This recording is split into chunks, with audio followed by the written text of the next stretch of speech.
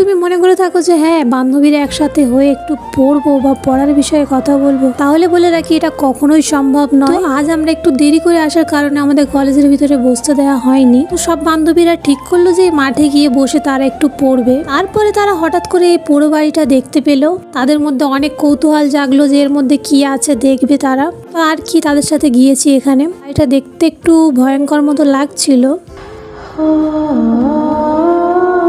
আর আমার বান্ধবীরা এখানে যেভাবে ঘুরে বেড়াচ্ছে দেখে মনে হচ্ছিল যেন ওরা এই বাড়িটা রাজত্ব করে।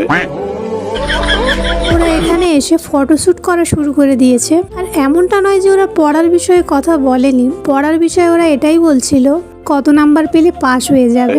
বুঝতেই পারছো কত ট্যালেন্টেড আমার বান্ধবীরা। ফটোশ্যুট করা কমপ্লিট করে নিয়ে এখন ওরা যাচ্ছিল কলেজের দিকে। মাঠে এসে দেখছে ট্রেন যাচ্ছে, সেটাও ভিডিও করা স্টার্ট করে দিয়েছে। না মানে এমনি যাই হোক, আমার বান্ধবীরা এমনি অনেক ভালো। তো দেখা হচ্ছে নেক্সট পার্টে। টাটা।